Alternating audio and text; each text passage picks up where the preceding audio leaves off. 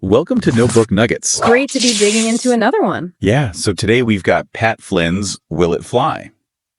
You shared this one, and I think it's because, well, a lot of us hit that point, right? You've got ideas swirling. Or maybe you're already dabbling, putting feelers out there. Exactly. And you want to know, like, is this thing actually got legs before you sink, serious time and cash into it? In Flynn's book, it offers a pretty structured way to figure that out, a system almost. Yeah, a system. So for this deep dive, we're going to pull out those core ideas, the essentials, so you can maybe apply them to your own stuff. Sounds good. It's really about filtering things early on, isn't it? Not just getting excited about an idea, but asking, does it work? And maybe more importantly, does it work for me? Right. So the book has this 5-step thing, but we're going to zero in on the first couple of stages today, the really foundational bits. Yeah, the stuff about making sure your idea actually fits you, your goals, and then really understanding what the idea even is. It's like laying the foundation before you start picking out paint colors for the house.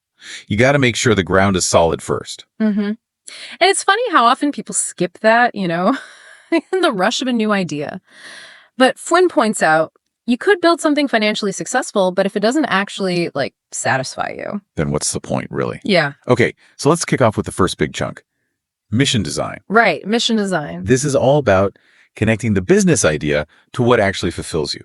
It's bigger than just the money part. Yeah, it's about your values, the lifestyle you want. Flynn really emphasizes this because, passion and purpose, they're the long-term fuel. He even tells that story about James.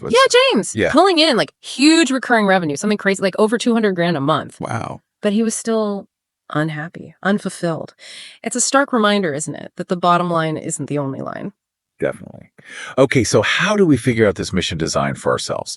The book has some exercises. That airport test sounded interesting. Oh yeah, the airport test. It's pretty cool, actually. The idea is you fast forward 5 years. Imagine you bump into an old friend at the airport. Okay. And they ask, how's life? And you just genuinely, from the heart, say, it's amazing. Right, not just fine or okay, but amazing. Exactly. But then the key part is, why? What specifically is making life amazing in that 5-year future scenario? You have to write it down. So get specific. What are you doing day to day? Where are you? Who are you with? Precisely. What does amazing actually look like, feel like? It helps you tap into what you really want beyond maybe what you think is possible, right? That makes a lot of sense. Visualizing the feeling, then figuring out what creates it. Okay, what about the history test, looking back? The history test is about learning from your past. You pick, say, 3 past experiences. Could be jobs, volunteer stuff, even sports teams, Sure. And for each one, you list 3 things you genuinely enjoyed and 3 things you really actively disliked. Okay, the good and the bad. Yeah. And you're looking for patterns. What kinds of tasks always light you up?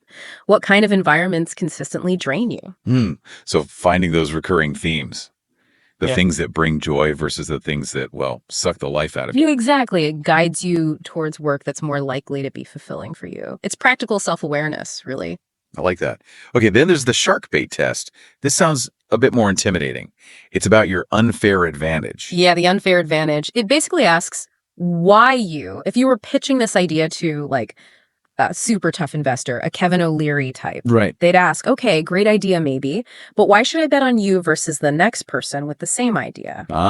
So what makes you uniquely equipped to pull this off? Exactly. What skills, experience, connections, maybe specific knowledge do you have that gives you a real edge, something others can't easily copy? It's not just about having the idea, but being the right person for that idea.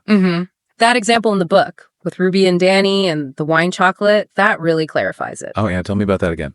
So they both have this idea, wine-infused chocolate, cool concept, but Danny, his family is in the wine business, and his brother owns a chocolate factory. Okay, wow. That's an unfair advantage right there. Totally. He's got built-in industry knowledge, connections, maybe even production capabilities. Ruby might be just as passionate, but Danny has this huge head start, this leverage. So it's about identifying those unique resources or relationships you possess.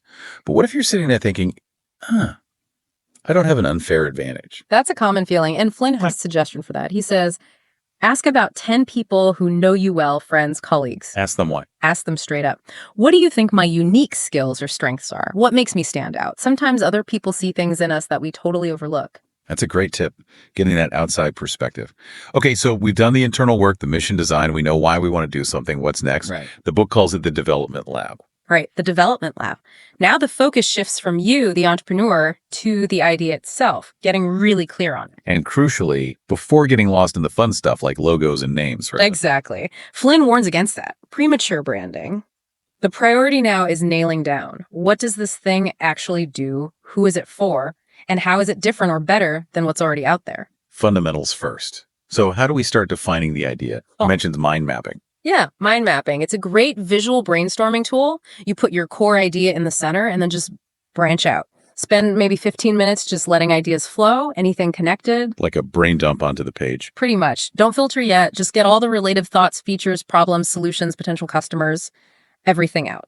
Then, after that initial burst, you go back and sort of organize it, maybe prune the irrelevant bits. Get it all out, then refine. Okay. And from that big map of ideas, the goal is to get concise. Very concise. He suggests this funnel approach. Start by writing a full page describing your idea, everything you can think of. Okay, the long version. Then force yourself to boil that down into one solid paragraph, maybe 3 to 5 sentences. This really makes you focus on the absolute core value. Cutting the fluff. Totally. And the final step, distill it even further, down to one single sentence, the absolute essence of your idea. One sentence.